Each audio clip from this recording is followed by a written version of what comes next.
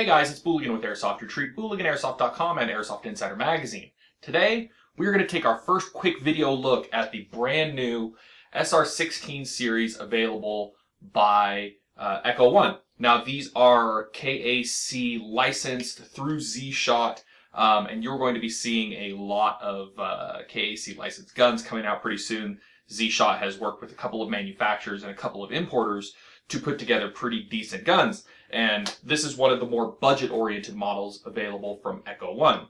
Now, it features a polymer body with a metal Keymod handguard, metal barrel, metal buffer tube, and polymer stock. It's available in two different lengths, shorter length, this is the longer length, and two colors, both black and tan. Now, there are a couple of things that I like about this and a couple of things that thus far I don't like about it very much. But they're all things that kind of come with the bargain price, which we'll talk about in a little bit. You may notice that you've got an ambidextrous selector switch and bolt catch and magazine release. None of those are real. They're all just parts that are attached to the body. They don't actually do anything. In fact, this guy is glued in place. In addition to that, the body has this kind of interesting textured finish to it. Not something I've seen on any real gun or anything from Echo One before, but has this interesting kind of textured finish to it.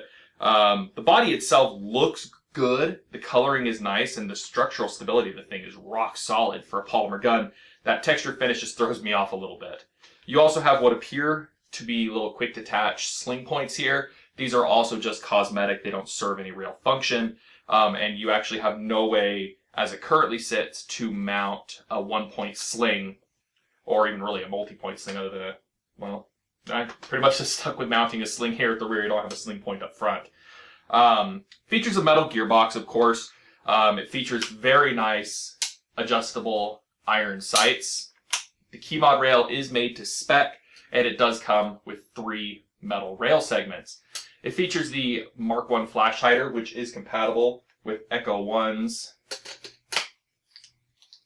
quick detach Mark 1 suppressor, which is a nice touch, nice little addition there. It comes with a battery, it comes with a charger. Performance, we're going to go out, we're going to chronograph it really quick and see how it does. But the gun feels pretty nice, it looks pretty nice, and they're priced between $200 and $215, depending on if you get the short or the long version. The feature list between the two should be pretty much identical. And one thing to note, it's a basic AEG. Doesn't have any blowback, doesn't have any funky features like that. Pull back the charging handle, it doesn't even have a fake bolt. It just has your gearbox and a standard dial-style hop-up unit. Let's go ahead, let's throw a battery in this, and let's chrono it, see how it shoots.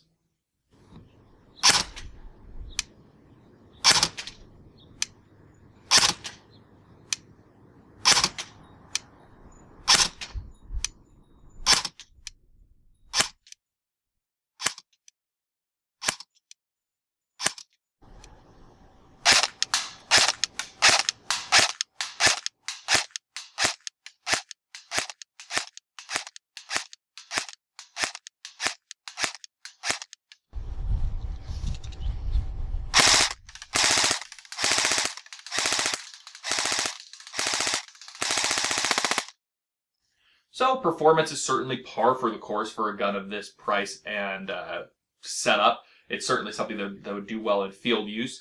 A little bit too long for much CQB use, but for field use, it is just fine. The only thing I didn't really like while shooting is that the trigger feels not as crisp as it could. It's kind of strange when an AEG trigger feels different, because most, at least version 2 gearbox, triggers feel identical. They feel exactly the same. And this one's just a little mushy, I guess would be the best way to describe it, at least on my model. Maybe something we have to open it up and we take a look at some of the internals, see if maybe we need to do some adjusting on the trigger contacts or something to get it to engage a little bit crisper. But it's just how it is currently for me on this gun in stock form. Now, what does the future hold for this gun? We got a couple of other parts from Echo One and Jag Precision. We have a Type 4 barrel, a new motor, basically a full upgrade kit from Modify. We're going to be tossing these parts in here in the next few weeks. Going to do an update video on this to see how those have affected its performance. And of course, we'll do our full review over on Airsoft Retreat and Booligan Airsoft. So in the meantime, be sure to check out all of my videos and all of my reviews on the aforementioned websites. And as always, thanks for watching.